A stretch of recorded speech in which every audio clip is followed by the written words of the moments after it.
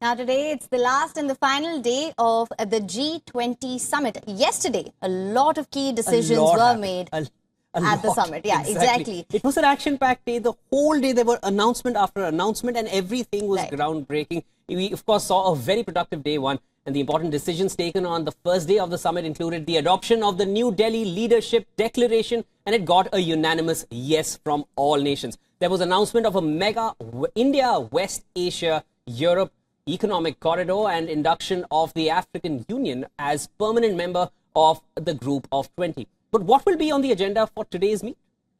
Right, we'll tell you that. Now, in the early hours between 8 o'clock and 10 o'clock, leaders of heads of delegations will arrive at Rajghat and pay their respects to Mahatma Gandhi. At the venue, they will sign on the peace wall inside the leaders' lounge.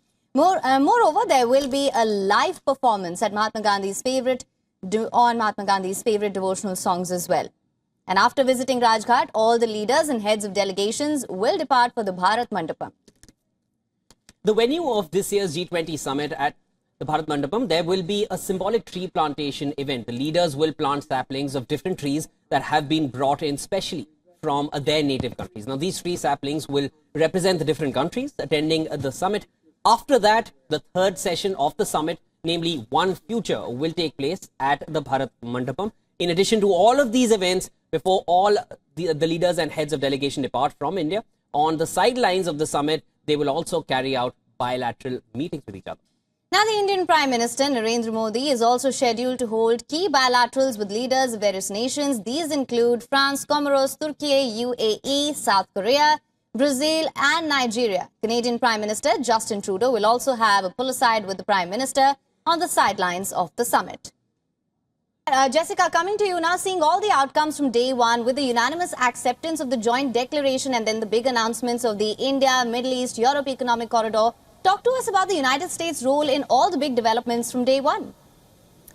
Well, I think the United States is really proud of this corridor. It's something that conceptually they've been working on for some time now, and a flurry of visits with the Saudis, with the Indians and the national security advisors earlier this year working together to pave the way for this. This is a rail from the west to the port in the Middle East, and you can tell that the imprint of the United States is on this plan when we call it the Middle East, because I understand you here in India use the term West Asia. It lies to our west, so it's Middle East, so there is a U.S. hand there.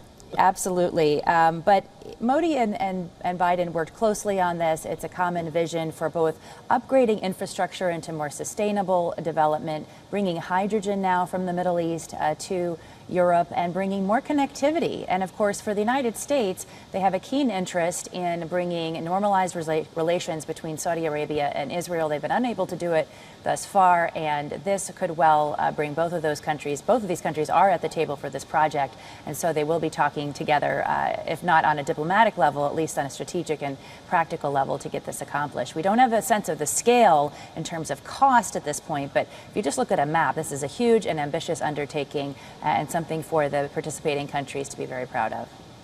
Thanks, Jessica.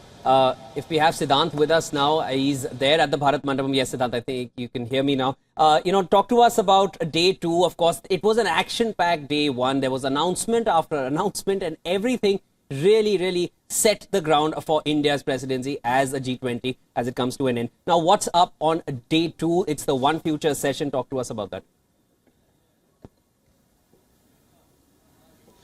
Well, the day two will focus on the leaders visiting Rajghat, where they will be paying homage to the father of the nation, followed by, of course, the plenary, where we know the focus will be one family. There are a number of bilaterals slated, as you know, and then, of course, there's a pull-aside, there's a luncheon with the French president. But essentially, India will be focusing on how it can give a imprint on the global governance. We saw yesterday it was a diplomatic milestone in many sense possible. We saw the consensus on the joint statement. We also saw the mention of the Ukraine in as many words as possible, and this is something that is a miracle in many senses. Also the connectivity project, something that got buried in the heavy diplomatic day, was a joint statement involving the IPSA country, that is India, South Africa, Brazil, along with the United States. And you remember all these three countries are the president of the G20 grouping. India is the president this year, then followed by Brazil, South Africa, and US. So all these four hosts of the G20 grouping coming together for a joint statement. And also one important moment I can tell you which is going to happen today is that handing over ceremony. The Indian Prime Minister will be handing over the presidency of the grouping to the Brazilian president who is here to attend the summit's proceedings. So it's an action-packed weekend, whether it's yesterday or whether it's today. Right, absolutely, Siddhant. There are several bilaterals also which are scheduled for today, as you mentioned as well, with France, Comoros, Turkey. Now, talk to us about the bilateral with Turkey. India and Turkey have not seen eye to eye on several occasions in the past. What are the possible goals to be achieved here? Well, this is a relationship that which has seen its set of problems.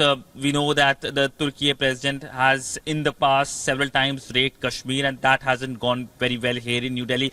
But we have seen a calming down as well from Turkey. The last time at the UNGA, when the Turkey president was present, he essentially said that this is a bilateral issue between India and Pakistan. So some semblance of relationship is coming. Also, we saw that last year on the sidelines of the Shanghai Cooperation Organization Summit in Samarkand, there was a bilateral meeting between the Indian Prime Minister and the Turkey President, which was seen as a breakthrough. And both sides will be keen that there is a continuation of this breakthrough at New Delhi when the bilateral happens later today. Thanks, Siddhant. We'll let you go for now. I know there's a lot of action happening there, and you need to cover it all and obviously get us all the updates. So thank you so much for your time, and we'll come back to you a little later. Jessica, I need to come to you next. How does this corridor, the economic corridor, compare to China's efforts on infrastructure development around the world, known as the Belt and Road Initiative? Any indications of concern in Beijing here? Well, it's hard to be precise about a comparison at this point, given that we don't have all of the details on this corridor. But this is well in line with the U.S. objective of giving countries alternatives for financing these types of major infrastructure projects that can really contribute to their economic independence and to their well-being. Of course, G20 has the objective of being a forum of the ability to work out financial differences and difficulties, and also to increase prosperity around the world. And so certainly this project meets some of those objectives for the United States. Beijing is not going to have a foreign ministry press conference until Monday, and so we anticipate that we will get more reaction from them at that point. And keep in mind, in the background, there's obviously a ton of political turmoil going on in Beijing, with reports now that the defense minister hasn't been seen in 2 weeks, coming on the heels of an anti-corruption campaign within the Chinese military establishment. So it's well possible that Beijing has bigger issues at home to worry about than a comparison at this time. Right, Jessica, also talk to us about Joe Biden's schedule next. What can we expect from his visit to Vietnam? Well, speaking of China, this is certainly a move by the U.S. government to deepen relations with one of China's neighbors, particularly a communist government neighbor. And, you know, Vietnam is seen as both a potential location or current location for offshoring, moving away from Chinese supply chain dependence, and moving towards more diversity in the global supply chain. It's also the case that the U.S. is really trying to shore up its relations, its bilateral relations with the ASEAN countries. We've seen them in Indonesia and in Singapore, and really moving towards working more closely with the Southeast Asian nations, in particular on maritime awareness and maritime security. These are huge shipping lanes, as we know, that really underscore and undergird the global economy. And secondly, you know, there's always in the background is the potential for a Taiwan contingency, and so the United States has really been working through efforts at the Quad level and the AUKUS level to shore up its relationships with countries that could be, at least if not a military partner, a logistical partner in responding to that type of potential. All right, Jessica, thank you so much for bringing us the latest on this. We will, of course, continue to track the developments very closely with you through the day. WION is now available in your country. Download the app now. Get all the news on the move.